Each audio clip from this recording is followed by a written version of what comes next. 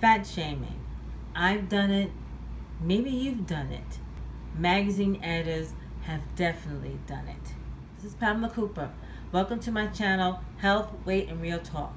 The Real Talk today is about fat shaming. Recognizing it and what you can do to change it if you see that yourself doing that. The reason I'm talking about this subject is last week I read in yahoo.com about a curvy model, Emily Stubbs, she's on the thumbnail, who was fat shamed by a magazine called LA The Place magazine. Now, Emily, as you can see from the photograph that's included in here, she and two other plus size models were doing a modeling job for this Australian tanning company. And the person who's in charge of this, the Australian tanning company, she usually used that picture or other pictures of Emily and other plus size models, and she sends them out to new clients so they can get a discount code and a link to their website via Instagram direct messaging. And she's never had a problem with that, except this time she got a response from the magazine editor, and the magazine editor said, "Why are you using 3 fat women as your model? Please stop spamming me." Now, the person in charge of this tanning company was livid, but she went to Emily because maybe Emily had a different viewpoint about it. But Emily, she saw the quote and she was livid, and she said on her Instagram, Curvy Emily, basically she said, "This is a shame that this magazine editor used these derogatory statements to describe her and the other models. She doesn't know her health. She doesn't know anything about her. And this is the reason why she became a curvy model for body diversity and equality." The magazine editor, well, I guess the magazine chief editor came back and said, "Well, you know, I didn't say it, even though it came from her page. We hired an intern to monitor our Instagram page, and the reason she said that she sent that message is that she doesn't like spamming." They said they got rid of her. Whatever. I mean, if you're an editor-in-chief and you have an intern in charge of the Instagram, your magazine's Instagram account, don't you think that you would check to make sure that she's sending stuff that is positive, representing you and your magazine? You can go to yahoo.com to read it. I'm kind of iffy on the editor-in-chief. I guess they didn't say her title, just kept saying editor. But whatever. But after reading that article, I started thinking about the time that I fat shame and what I'm doing now since I'm on this journey to stop fat shaming, and the tools that I use and maybe you can use if you catch yourself fat shaming. My God, I saw a fly or something. I'm sorry, I got distracted. I live in New York City, and the buses are very generous with the seats. Somebody's size 14 or 16, they can sit very comfortably with another person size 14 and 16. No problem. On the subway, it's a different story. The subway seats are this big. That's for somebody of size, I don't know, size 10 or size 6. And the person's this small. I had 2 situations this summer regarding sitting next to an obese person and dealing with my fat shaming issues. One woman, she was clearly too big to sit in the little seat that was next to me because I spilled over like maybe an inch onto the other seat. So she squeezed in. She didn't say I'm sorry or excuse me or anything.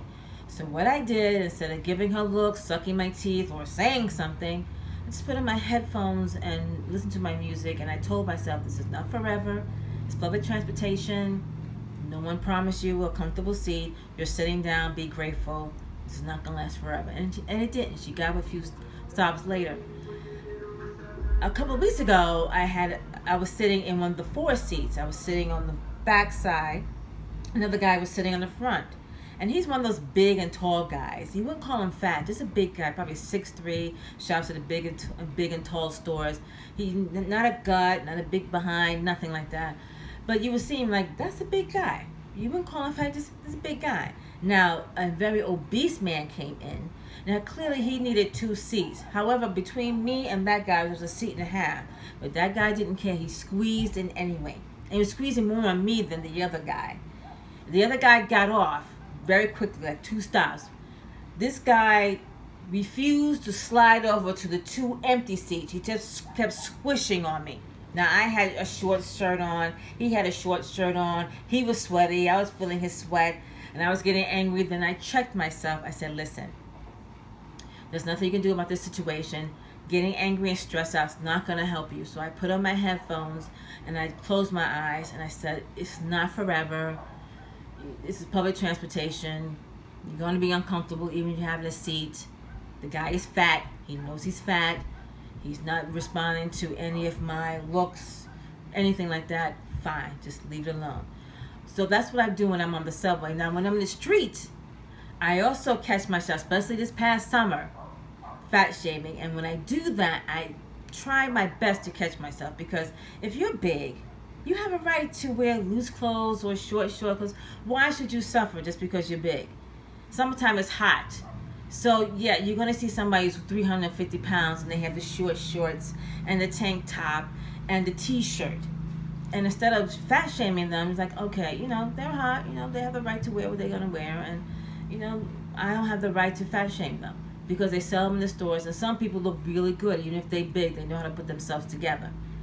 So when I'm walking the street, I think that's the worst kind of fat shaming, is when you're walking the street, you see somebody fat and you have a derogatory comment about them, or you're giggling or you're smirking. Because as you can see, I'm not the most skinniest person in the world right now, and I'm working on my health and my weight to get to a healthier size. Because if I'm fat shaming somebody walking down the street, the skinny person behind me could be fat shaming me. So that's what goes through my mind regarding this whole fat shaming incident. So, you know, if you have any comments about fat shaming, please put them down in the comment section. If you had any situation where you were squashed against somebody who's obese or somebody who's bigger than you, even though you're not skinny, but that person's bigger than you, and what did you do about it? Did you do what I did? Did you just, you know, just say, forget it, you know, I'm not going to worry about it. I'm going to put my headphones on and read a book. It's not going to last forever. This is just a situation I have to deal with. Or did you do something about it? Did you say something?